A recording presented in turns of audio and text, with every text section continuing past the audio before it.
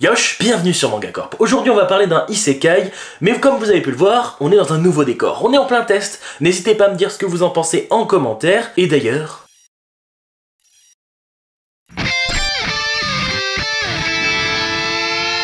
Réincarné dans un autre monde, cette fois pas besoin de chercher de titres aguicheurs, dès le Courtonkam l'ont fait pour moi. Pour ce qui est du synopsis, on commence par un changement de monde sans prise de tête, oui pas une invocation, le gars disparaît et se retrouve dans un autre monde, mais on sait pas trop pourquoi et lui non plus. Le héros, Yuji, était comme beaucoup trop de japonais, j'ai l'impression, exploité par ses employeurs. Sauf qu'un jour il va recevoir une notification qui, je pense, aurait plu à beaucoup d'entre vous. En effet, cette dernière lui indique qu'elle a été invoquée dans un autre monde, soit il refuse, soit il accepte. Mais le héros a à peine le temps d'y réfléchir qu'il se retrouve transporté dans une mystérieuse forêt. Devant lui se trouve un slime, mignon et en même temps terriblement simple finalement. Alors là, plusieurs choix s'offrent à lui. Fuir, parce que ça reste un monstre tout de même, le combattre, ce qui devrait pas être trop difficile vu la tête du truc, ou le manger. Oui, de ce que je sais, les japonais aiment beaucoup la gelée. Finalement, il le prend dans ses mains et le dompte sans le vouloir.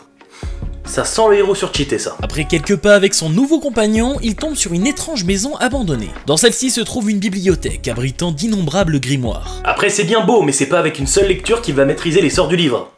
Héros cheaté, je vous avais prévenu. Il lui suffit d'ouvrir à peine un grimoire pour acquérir les compétences qu'il contient. Après le premier livre, il va s'apercevoir qu'il est entouré d'une multitude de slimes, et ces derniers veulent être domptés. Les femmes, ça n'intéresse pas Yuji. Lui, ce qu'il aime, c'est les slimes. C'est sale. Une fois le domptage terminé, les slimes se jettent sur les livres pour obtenir les compétences pour leur maître. J'ai rarement vu des compétences aussi abusées. Le mec a juste à toucher un grimoire pour acquérir ses compétences, mais non, même ça il peut pas le faire, donc il envoie ses slimes. C'est vraiment des compétences de feignasse. Alors oui, le héros est grave cheaté, mais regardez-moi ce regard de poisson mort. Niveau charisme, c'est 0. Un peu plus tard, il va tomber sur un dragon, qui lui est plutôt classe en vrai. Comme quoi, c'est pas les dessins qui sont dégueulasses, c'est vraiment la tête du héros qui est vraiment chelou. Vu qu'il n'y connaît rien en magie, il va tenter une magie aléatoire parmi ses nombreuses compétences. Et du coup, il lance Flamme Purgatrice. Et ça sonne bien, ça fait le taf en plus. Mais ça fait un peu trop le taf. Par la suite, il va en apprendre plus sur ses pouvoirs et s'inscrire en tant qu'aventurier. Mais je vous laisse découvrir ses aventures en tant que personnage le plus cheaté de ce monde. Du moins mon avis. Et en parlant de mon avis, justement, on va en parler. Pour ce qui est de l'univers, eh bien je ne peux pas vous en dire grand chose. On n'est pas sur une invocation où le roi va tout expliquer au héros et en même temps à nous.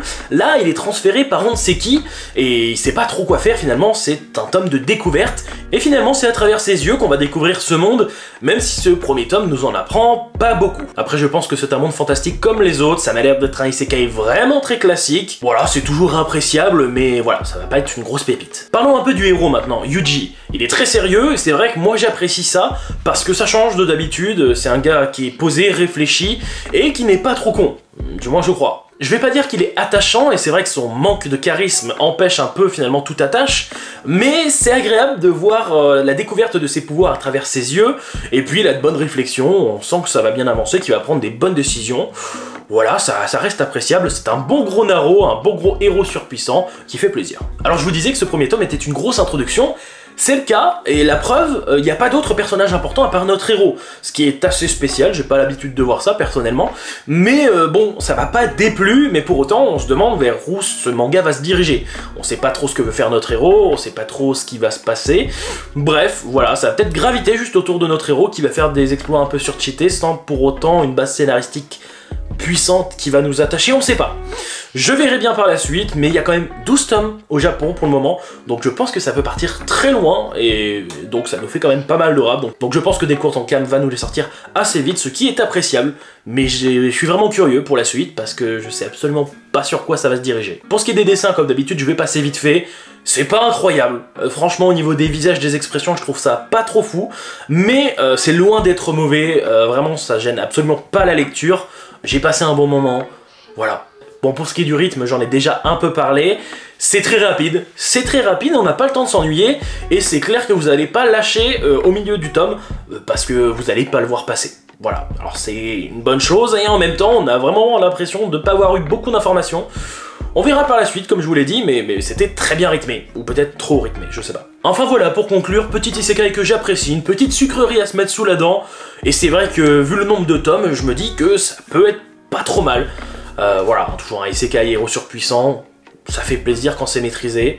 Là, il y a des choses qui doivent être améliorées, les personnages, l'attachement qu'on a justement sur ces derniers, parce que pour l'instant, il n'y a que notre héros qui a une tête de poisson mort, mais bon, sait-on jamais. Et puis, le suivre dans la découverte de ses nouveaux pouvoirs, qui m'ont l'air d'être très nombreux, on va pas se mentir, ben c'est appréciable. Donc voilà, n'hésitez pas à me dire ce que vous en avez pensé en commentaire. Personnellement, voilà, j'ai kiffé, je lui donnerai un petit 14 sur 20. Aussi, je le rappelle, on est sur un décor à moitié temporaire, c'est-à-dire que ces bibliothèques, d'ailleurs, je vous les présenterai bientôt, hein, c'est les miennes, pour une fois. Et mais en termes de lumière, en termes de son, dites-moi ce que vous en pensez, on est encore en train de travailler ça. Et sur ce, bah écoutez, je vous dis à bientôt sur Manga Corp. Yosh!